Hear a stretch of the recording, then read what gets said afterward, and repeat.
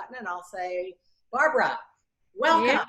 Hey, everyone. Yes, this is our first show, conversation about gender equality at work. And um, my partner in crime here is Michaela Conley. So thank you so much for offering your platform to do this. We're trying to figure out the Facebook Live portion of it. Yep, fix that. So not to worry, but why don't you just introduce yourself Sure. in case there's somebody who doesn't know you, which, I feel sorry for them. But they'll know you soon. Yes. I need my glasses for reading, but otherwise I don't need glasses. Hi, I'm Barbara Zabawa, and I am all kinds of things. But for this purpose, I'm passionate about gender equality, but I'm also a lawyer. I have my own law firm. I have a new company called Pursuits, and that's the sponsor of these Facebook shows. Well, we're not on Facebook yet, but sponsor of the... Any second now. Okay, good. Sponsor of the show. And Pursuits is really based about, and that's one of the questions I had sent you, Michaela, to ask me, because we're gonna have a conversation. Why did I even bother creating this new business when I already have my own law firm? I'm a full-time professor at UW-Milwaukee. I have counsel with a California law firm, and I don't really need another venture in my life. But I did create another venture, and it's in its infancy. It's very new, and you'll probably be hearing more about it. But I created this group kind of, for a lot of the same reasons. So hopefully, are we on Facebook yet? We totally are. We are. Awesome. Okay. All right. So did you get my questions, Michaela? I did. Shall I ask them as though? Yeah. Let's start the dialogue. All right. So Barbara, and not just because you gave me this question, because I totally want to understand why you would take on something else when your plate is a little bit full. I know you have been sleeping in the past, but that won't happen anymore. So why in the world did you start Pursuits? What are you thinking? Yeah. Thank you for asking me, Michaela. So I started Pursuits because I hate purses. Let's just be frank. They're kind of a hassle. I've carried one all of my life. I still do carry one. It's a habit, and that's what I want to talk about, are a lot of the habits that we have, especially as women.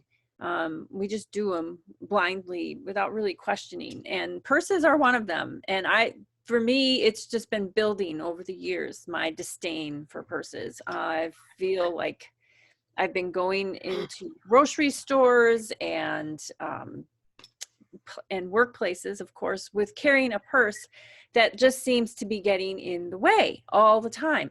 And a few years ago, I stopped in my tracks and said, well, why in the hell am I carrying a purse? Why do I carry a purse? I mean, yes, it holds all my stuff, but men don't carry purses usually.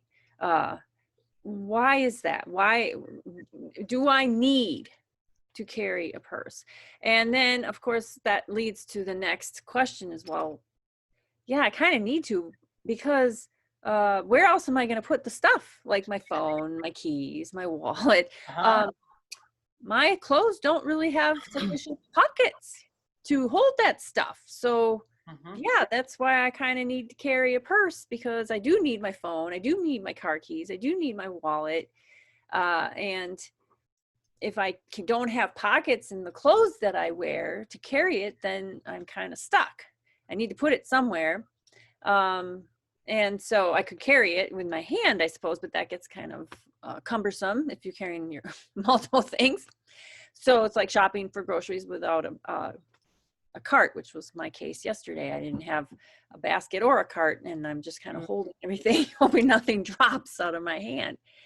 And on my website for Pursuits, I tell the story that kind of originated this thinking of why I am frustrated with carrying a purse, especially in the workplace. I had one of my cases went up to the U.S. Supreme Court, And I, of course, was excited. And I was the only woman in the group. And at the law firm, in the morning of our oral argument at the Supreme Court for the case, we were told, because I'd never been in the Supreme Court building before, we were told, you can't bring any bags. They're going to check you at the security. You can't bring bags. And so in a frenzy, I'm, putting my purse on the floor at the office and taking out what I thought I needed, which was really, I wasn't sure. And my keys, I think, was the only thing. And of course my phone rings the day. That's not how it works. That's just real life. Yes. So we get to the Supreme Court, I get to the security line, and they need my ID. And I don't have my ID. My ID's back in my purse, which is back at the office. And I can't get into the courtroom without my ID. So I have to hightail it back to the office, get my driver's license out of my purse, and then race back to the courtroom. And I barely made it back in time. And I thought to myself, if I didn't have to carry a purse, if my ID was something that was always on me, like it is for men, it's in their pockets, in their wallet, which is in their pocket, then this would never have happened. But because I rely on a purse, this was embarrassing. It was frustrating, and it was nerve-wracking. And I didn't want to have to put myself in that situation again. Now, fast forward, it's almost 10 years later, and I've come up with this idea on how to create fashionable clothes with pockets that can hold things like your wallet, your phone, your keys, and maybe a couple other things. So you don't have to rely on the purse if you don't want to. I know some women really like their purses. It's a fashion statement, and I get that. But for me, it just seemed to always get in the way, especially in the workplace. I go into a conference room and I have to find a place for my purse. Usually it was underneath the table, and I'm kicking it underneath so it's not in the way, because you don't want to put it on the chair next to you. Oh, because then somebody might, want to sit there, and so then you got to move it, and then it was always in the way. And then when I started actually learning about the history of purses, which is another show, I want to do another interview with a historian on handbags, that even further infuriated me about why I don't want to carry a purse. I want to relieve myself of that habit. So there. You asked why pursuits, and I told you there's my reason for pursuits. Awesome. Yeah. So, yeah. I mean, do you feel the same way, Michaela? Am I an island to myself? No. That's the things I'd like to know. I mean, no, I have, and I totally don't get. There's some women who have. I think my niece gets a new Coach purse once a year. I don't get it. I have one nice Michael Kors purse that I wear, or don't wear, that I take with me when I go to a conference or whatever, so I can try to fit in. But most of the time I have like a, over the shoulder, crossbody, whatever thing. And I hate to carry it. I can't tell you how many times I go out somewhere with my husband and he's like, you got a credit card? Like, no, I got nothing. I don't want to carry stuff. Yeah. So, yeah. So, I mean, there are so many things we can talk about. We could spend the whole hour on talking about purses, but I don't want to, because that, again, we can save that for another show. But there's just a whole host of issues, safety issues, just the cumbersome nature of them. Nobody runs by on a city street and steals somebody's stuff out of their pocket. No, they grab the purse. It's easy. Yeah, exactly. So I guess thinking about pursuits and this whole concept. I'm not on camera. And this whole concept relating. I guess I hadn't thought about it initially. Relating to gender equity, it really is it's a kind of a dividing line. Yeah. Well, I mean, just to be very quick on the history, and again, I want to devote a whole show to the history of the handbag, but purses in part were developed because pockets, women's clothing stopped having pockets. They used to have pockets. This is talking hundreds and hundreds of years ago. And then there was a diversion where men's tailors were creating pockets for men's clothes, and they stopped creating pockets for women's clothes.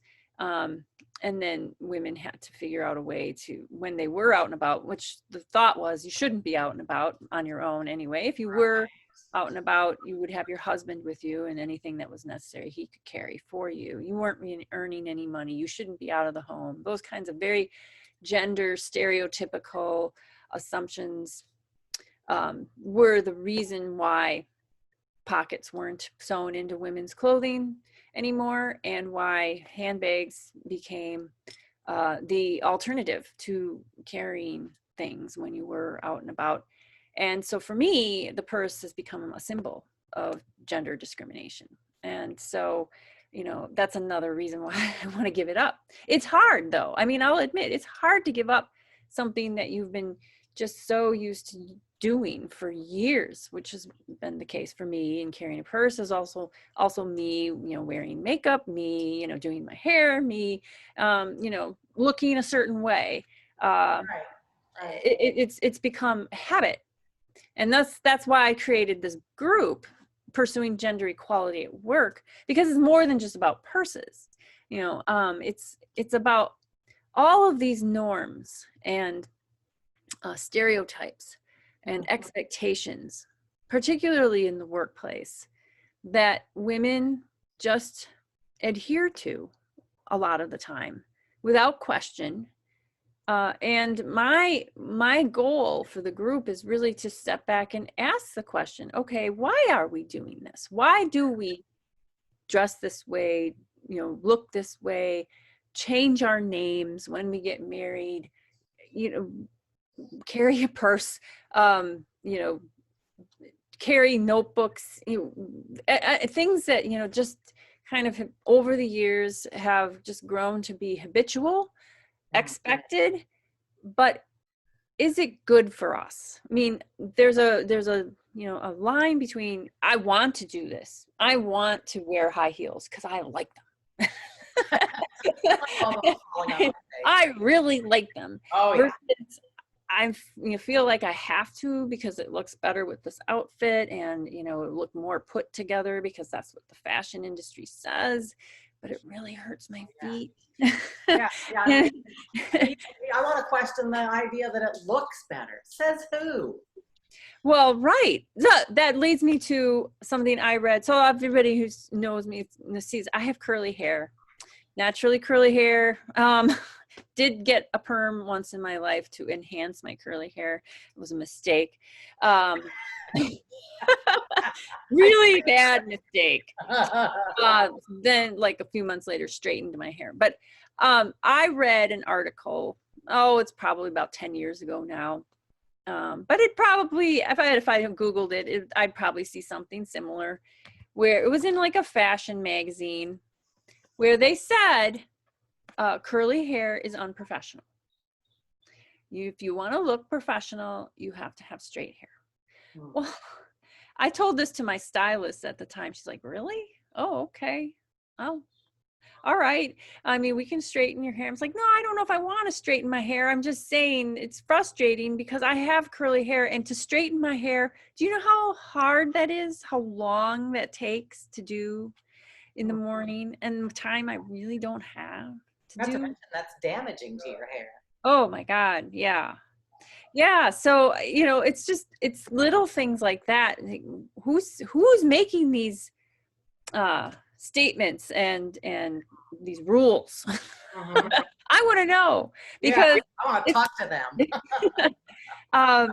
because it's really frustrating, and it just seems like for women, especially when it comes to our appearance, we accept so many things and habitually do so many things that are time consuming. And at the end of the day, what I want this group on Facebook, Pursuing Gender Equality at Work, to do is to really question some of these social expectations at work. Are they really what we want? are we doing them because we want to do them, or are we doing them because we're expected to do that? And, you know, we don't want to rock the boat by not doing that. And I've had too many experiences where, you know, I've been told, don't rock the boat. Don't question, just do, you're better off. And, you know, I understand at some points in your life, you don't want to rock the boat. You know, you got a lot of other things going on. You don't need another thing. Yeah, sort of the cost benefit.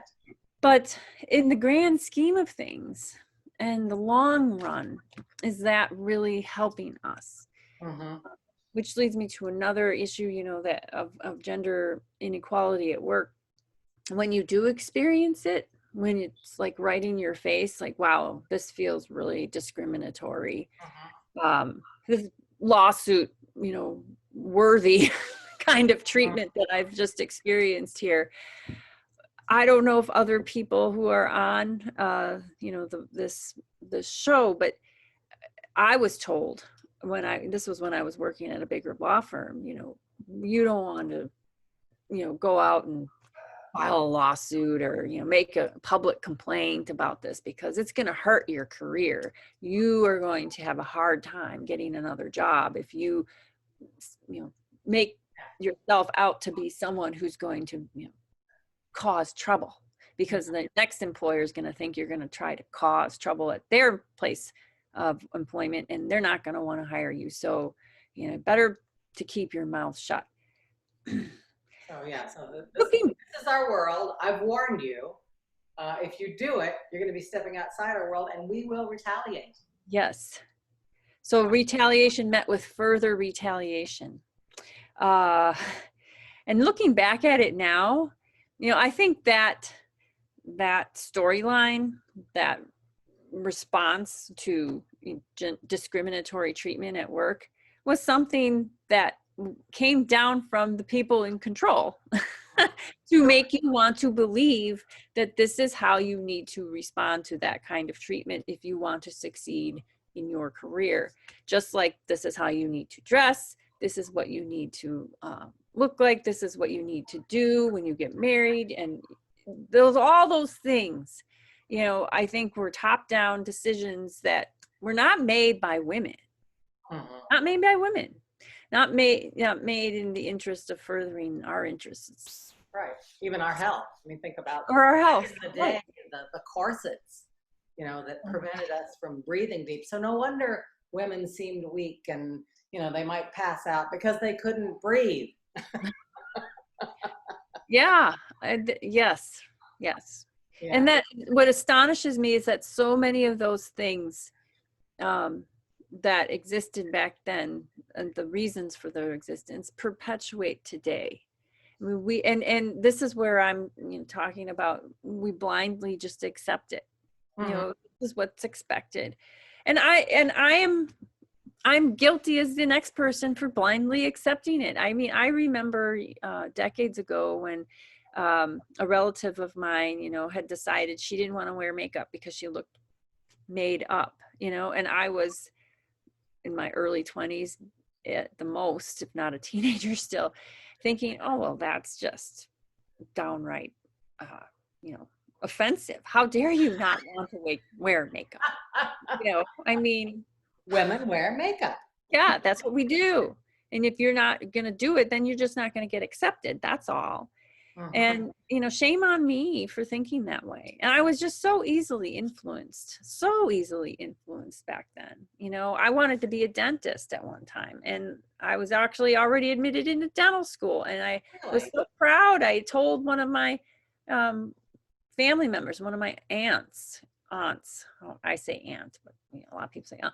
I told her, you know, at a holiday event, and she's like, oh, I would never see a female dentist. And you know what? I should have said, screw you, I'm going anyway. But I didn't, and I'm ashamed to say it, but I didn't. I took that to heart, and I said, really? I wonder if that's really true. I wonder if a lot of people feel that way. maybe I should give it a second thought. And I ended up not going to dental school. That's Probably a good amazing. thing. It's probably a You're very not good that old. That can't be that long ago. That is thing. crazy. It was in the early 90s. Wow. That's Yeah. Yeah. I know. And now there's women dentists all over the place, and Sure. that's great. And it's awesome. Probably, in the end, a lot of these things that happen to us that change our life course, in the end, we can justify and say, hey, it's probably a good thing because I wouldn't be doing this otherwise. I always say those things, to make ourselves feel better, but it's still those kinds of limiting factor.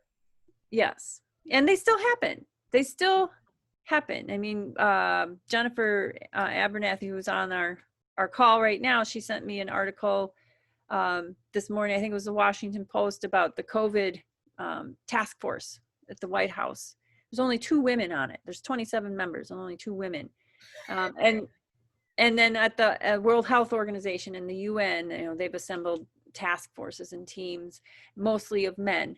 And one woman, I can't remember the specific circumstance, but she approached some of the leaders of the COVID group and pointed out the disparity in gender representation.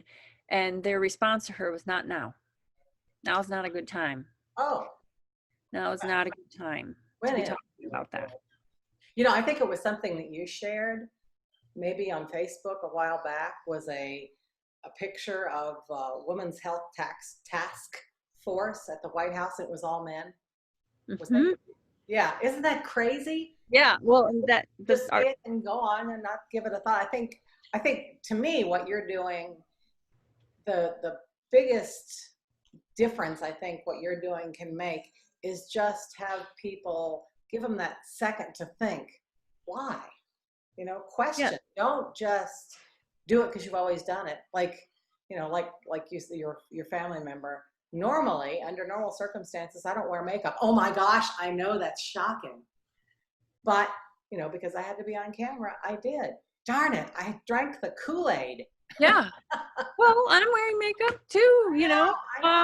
And I'm not knocking makeup. I mean, what I don't want to do is say, oh, we should be rebelling and not wearing makeup and not wearing dresses and not carrying purses.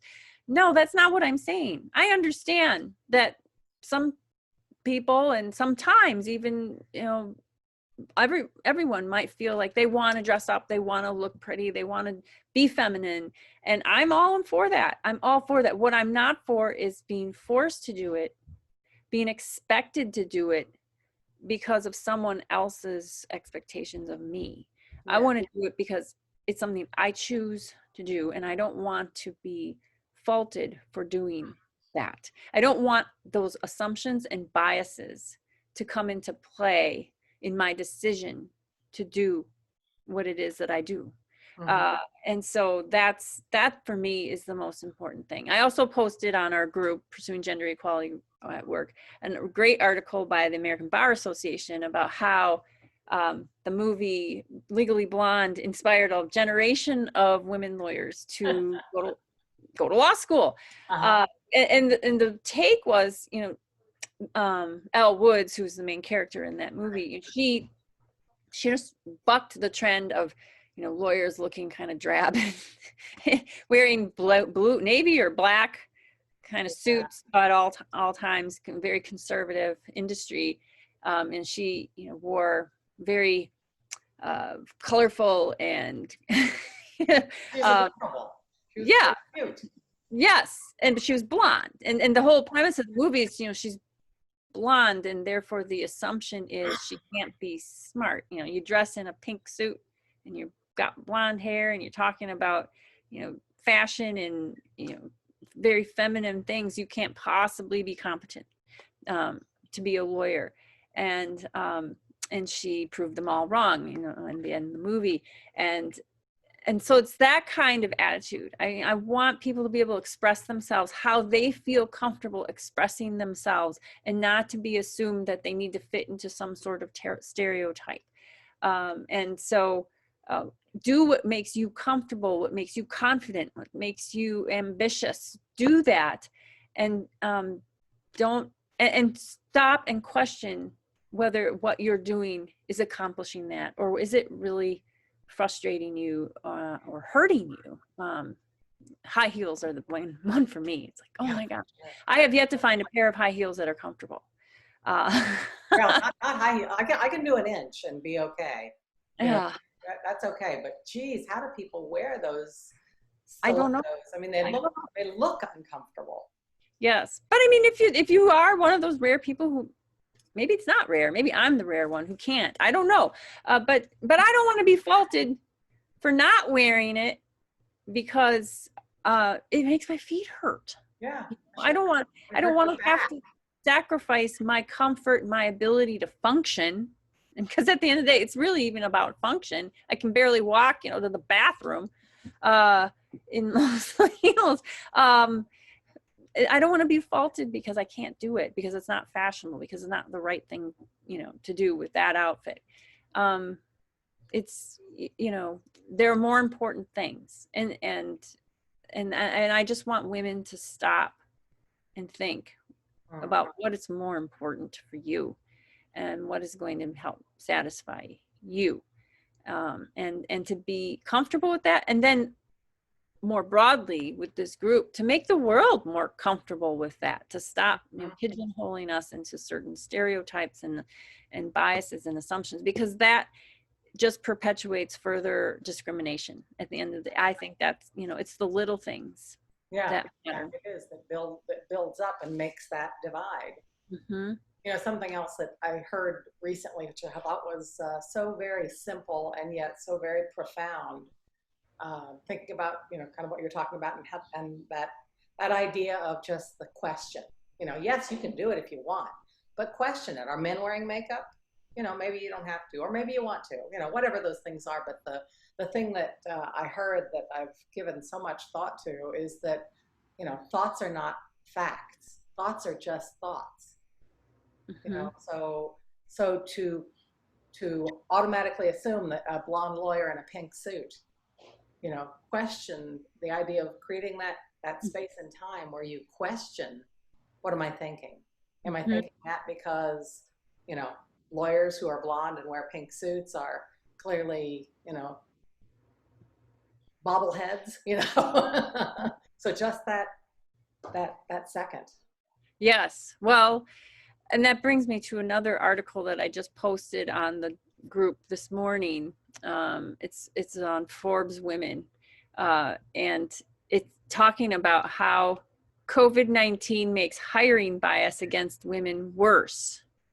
And this is getting back to, what you just said, Michaela, about taking that second to question, to check in with your biases. What COVID has done, at least with this, according to this article, and there was a study that kind of had gone along with it. They found that in very male-dominated industries like finance, technology, and entertainment, there's been a decrease in hiring women, not, about like a 2% decrease since COVID-19 came about.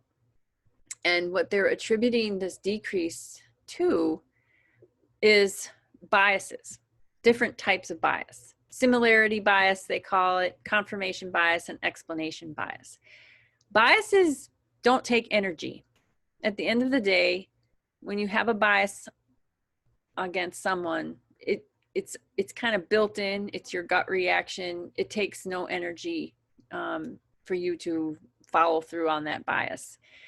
What takes energy is to stop yourself and question what your thoughts are, just like you just said, and why this disparity in hiring is happening is, COVID has created like this energy suck. and also not just COVID now, with Black Lives Matter, which is very important. All the stuff that's going on, in our world is sucking all of our energy.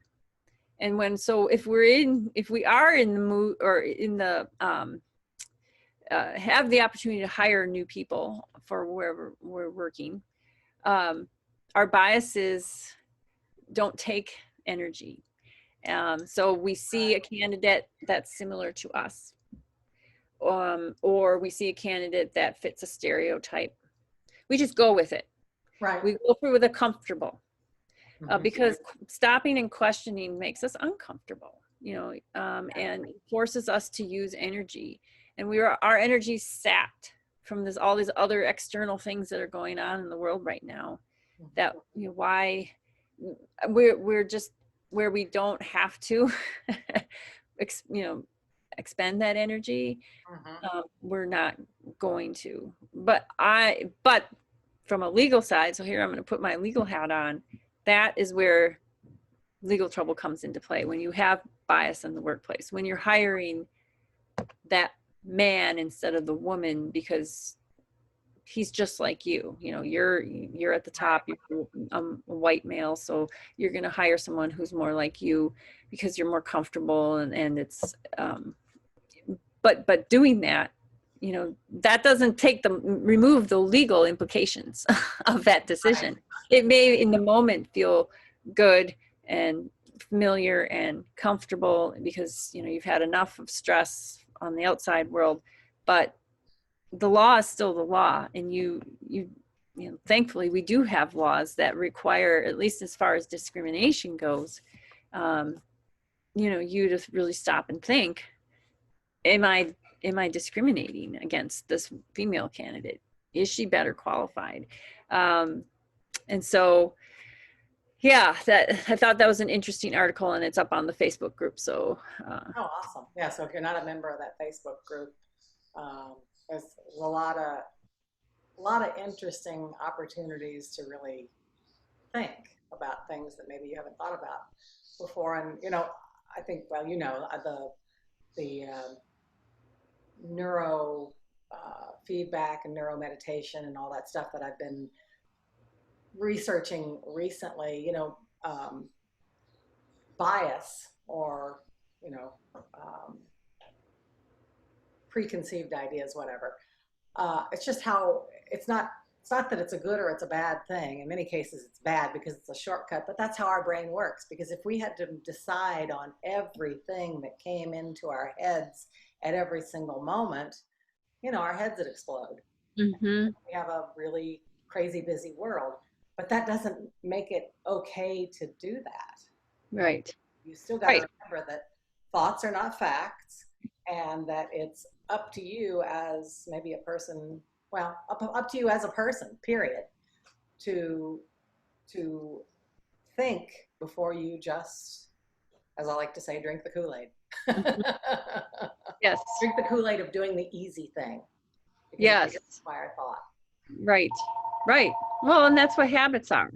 Habits are that we've just been doing them for so long. So why do we? Yeah. It takes energy to stop and think about what we're doing. Right. Yeah. Even the little things. Yeah, but it's those little things, especially when we're talking about equality in the workplace. That those little things are what hold us back. Yeah. From being our true selves and being able to feel successful and be successful. Mm-hmm. And so, that's what I'm trying to get people to stop and think and really consider the implications, the greater implications of those choices. Yeah. So that leads me to, I was going to say that before you go on, yeah. Those sort of decision points, those are opportunities. They're not hard things that you want to go this way, or you think you want to go that way, but it's an opportunity to make a different choice. So it really expands your world, your capabilities, the expanse of what possibilities are for you. Yes. Because then that's all that it takes is that second. So sorry, I had to say that. No, really. Yeah. I mean, by stepping back and really thinking about your choices, mm-hmm. that is empowering, and it gets you closer to who you are. Yeah. I also say that if people have questions or want to comment, you are please welcome to unmute your mic, even be on camera if such a crazy thing appeals to you. Yeah. Because, this is a conversation. Right. More, And I more is see Jennifer was talking about how she loved her female dentist. I have female dentists. I think it's a great thing. Yeah. And um, I'm sure I would have been a great You would be dentist. an awesome dentist. You have good teeth, you're a role model. Yeah. Yeah. So I just ended up doing something different, which is fine. And it's really we can't go back in time. So the only thing we really can do is say, all right, well, this is what I'm doing now, and and only learn from our mistakes and go forward. So I thought it was important because I did promise we would talk about the Bostock case, which is Thank you. Supreme Court case from last week that expanded Title VII of the Civil Rights Movement to protect homosexual and transgender rights in the workplace. So that was a huge win for the LGBTQ community, and it's very appropriate for our Facebook group because we're pursuing gender equality at work, and homosexual, transgender is gender based, as Neil Gorsuch, who is the Chief Justice who wrote the majority opinion for that case, had said, gender, sex is homosexual, sex is transgender. When you make decisions because someone is a homosexual or someone is transgender, you are making it because of their sex, and that is encompassed within the words of Title VII, which prohibits discrimination based on race, religion, sex, um, national origin in the workplace. So I read an interesting article. So I'm an alum of the University of Michigan School of Public Health, and one of the behavioral health education professors there wrote a blog post about the Supreme Court decision, but from the perspective of well-being, which I thought was really interesting, because they're not coming at it from a legal perspective. They're coming at it from a behavioral health education perspective. And what they said was, granted, some states had already been protecting gender identity as something you couldn't discriminate against in the workplace. But what the Supreme Court did by coming down with its decision, even though it doesn't apply to all employers, employers with less than 15 employees aren't subject to Title VII, but their state laws may apply to them. But it was a statement. It was a statement for the whole nation that we see you, we recognize you. It's okay for you to be your authentic self in the workplace. And that translates to greater well-being for those individuals in the workplace, because they are now, the Supreme Court legitimized their identity.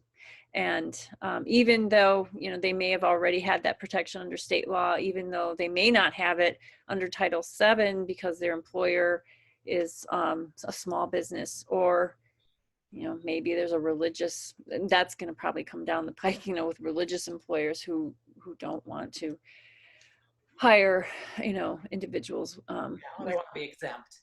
But regardless of all that, the Supreme Court's decision validated their identity and their ability to hold their heads high in the workplace and not try to, hide it anymore.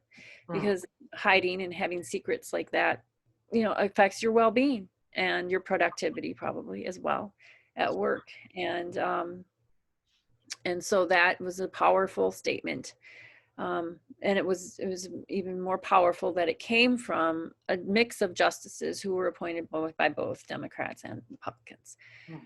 So that was a really interesting perspective of the case, and I wanted to share that because that goes back to the whole assumptions and biases and stereotypes that we try to live up to based on our gender. That really does impact our well-being. We can't be the person we want to be because we can't wear the shoes we want to wear. We can't wear the clothes we want to wear. We can't, we feel like we have to fit into this mold to please our employer, and that really is just impacting our ability to be who we are and be productive as who we are. Yeah. Yeah. I think that is so huge. And the more times we can have, you know, the Supreme Court in this case say, whoever you are, and that's just okay. You know, you are as you are entitled to the same rights as everybody else. And that's really huge, because, you know, most people walk around with, you know, some kind of I'm not good at, as good as, or whatever, those things, that those self-limiting beliefs. So when the court can say, no, you are, you know, you are a human in the United States, so therefore, you know, people can't make judgments about you because who you are. Right. At least legally. Right. Yeah. And one of the things that the Supreme Court, you know, said, well, Justice Gorsuch said in his opinion, that the employers in that case were trying to argue, well, if you go down this road, court, and say, oh, you know, employers can't, you know, discriminate against homosexuals and transgender because you're categorizing that discrimination as because of sex. Well, then what about having separate bathrooms based on sex? What about having dress codes based on sex? What are you going to do there? I mean, are you telling us that we can't do that either? And the court punted on that and said, well, those issues are not before us right now. That's foreshadowing that they're likely to come before the court. The question of, you know, separate bathrooms, the question of dress codes that, you know, apply to women versus men. I mean, I think that's, even today, without a Supreme Court decision, I think that's really risky. So if you are in a workplace that says, you know, we have a dress code, women, here's a list for women, what they can wear, and here's a list for men, what they can wear. I think separating that is really risky. What you're better off saying is, here's what we want you to wear at our place of employment. This is what we consider to be a professional attire. And then just list it.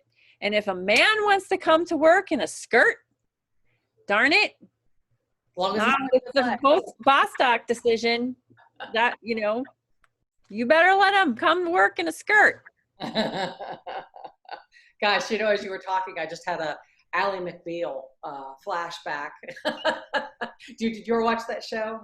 I did not. Oh, you missed a good one. I know. I missed a lot of 90s shows. I was in school for the entire decade, and apparently I wasn't. I was watching TV, but they had just a bathroom, and men would come in and women would come in, and it was just the norm. It was the crazy norm. So yeah, sorry. Bathroom. Just had a moment. You got to check it out, though.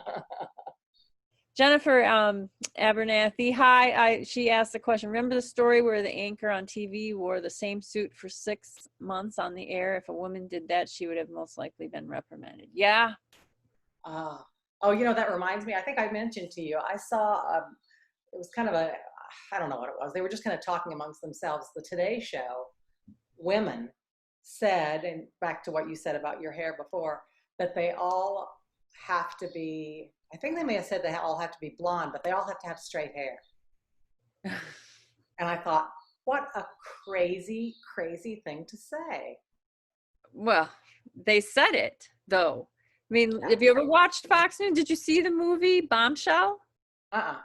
Oh, that's with, that was about Fox News and the women and Roger Ailes, that whole debacle with Megyn Kelly. And anyway, it starred Nicole Kidman and Margot Robbie and Charlize Theron. They did a great job, but they all were blonde.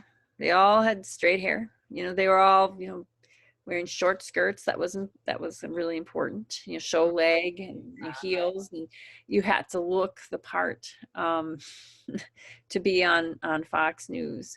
And yeah, I mean, of course, there was the whole Bombshell was, that Roger Ailes was, sexually assaulting and or harassing a lot of the female employees.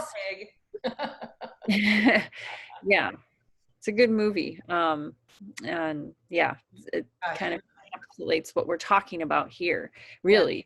That makes me think, because I think of, Legally Blonde. There are so many movies that either flout or perpetuate the stereotypes that we're talking about, those gender norms and all that. Maybe we should do a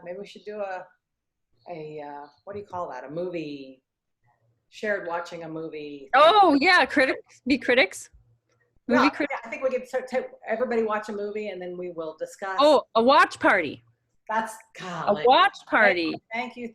Yeah, we could totally do a watch party or watch parties as it relates to these movies, because there's so many things that we just accept it.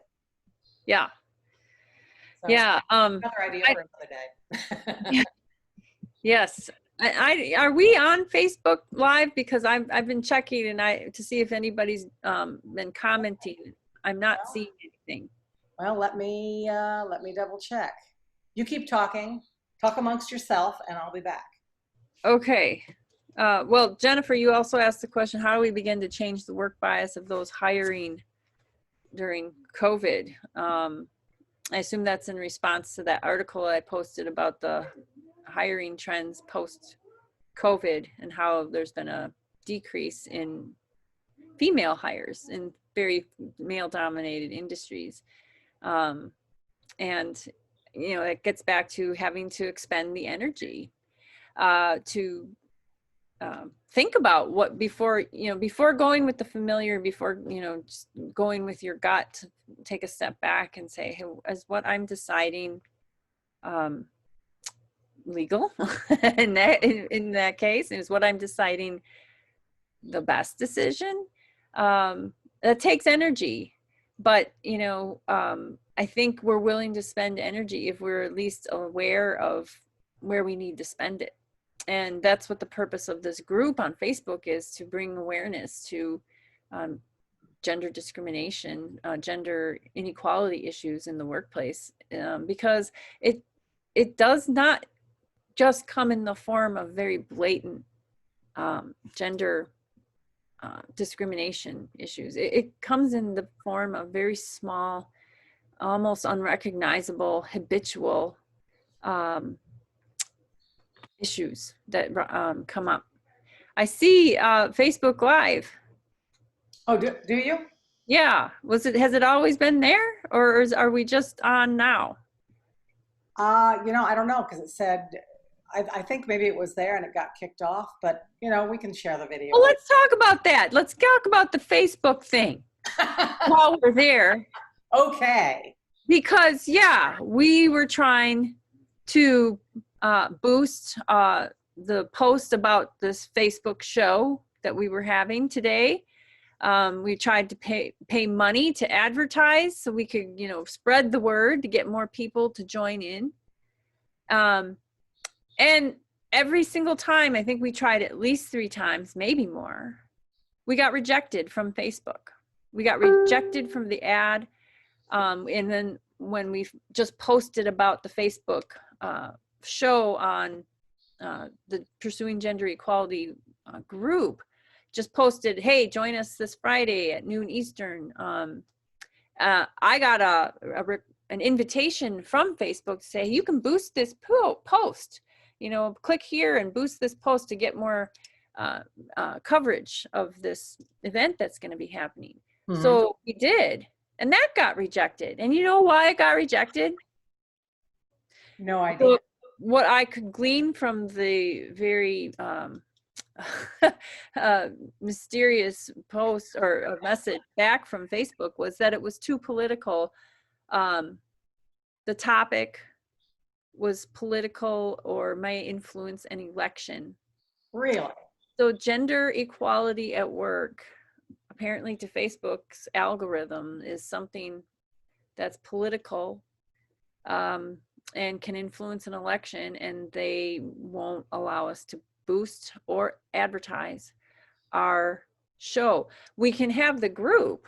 So I'm kind of curious how we even were able to create the group, because when I was looking for a similar group, there was no similar group on Facebook already, which was surprising, which is another reason why I thought, well, this has to be created. But as far as being able to market our discussions wide and broadly around the US, we're not allowed to do that because it's too political. I wonder if the key word, being equity, I wonder if that was just because, all the stuff that's going on, you name it. If that's that is just shameful on Facebook's part. Yeah. If that word equity or equality ignites, a red flag or whatever. Yeah. Block those discussions. Oh my God, really? Yeah.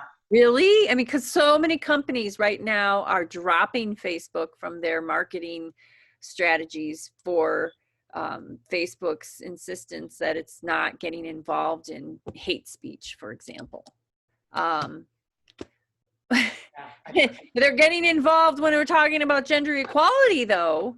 That, I mean, to me, that is just reprehensible and almost unforgivable. There probably isn't any human involved. Probably no person looked at that. They just went with. Well, some human though decided that was an algorithm to kick this out, but hate speech, no, you don't Right. get to kick out that doesn't make any sense to me.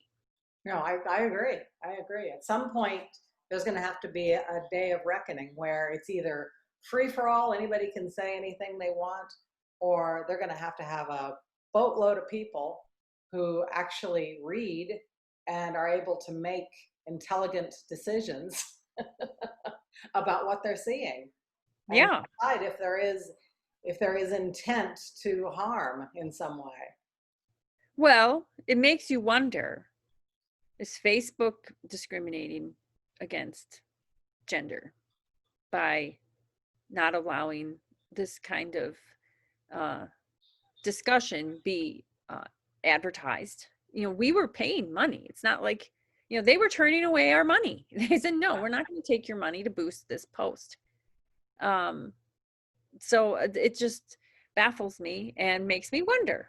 Sheryl Sandberg, who is one of the leading voices apparently in this whole lean in movement, she's the COO of Facebook, and yet her company is singling our topic out for not and rejecting it for wider promotion. Yeah. So it doesn't make any sense, and I want people to know that. But at the same time, here we are, trying to do a Facebook Live, participating and promoting Facebook's features. And that was another article that I read recently, is Facebook too big, to ignore, to not participate in, because you do have these companies like Patagonia and I can't remember the other one that I read just recently that are dropping Facebook because in protest for their decisions. Is that going to harm their business? I mean, is it too big at this point is the question. Yeah, it's kind of a rock and a hard place, and there's no precedent for it because this is the Wild West, social media. Yeah. Yes. So, in the last few minutes, did anyone else, do we have anyone else online? Oh, yeah. Yeah. Please do ask questions or type them in. Your stories, whatever.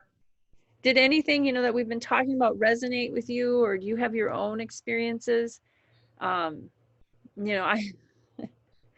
have a lot more, to share, but I want to hear from you guys, because as I've been saying, if you read any of the posts that I've had, I've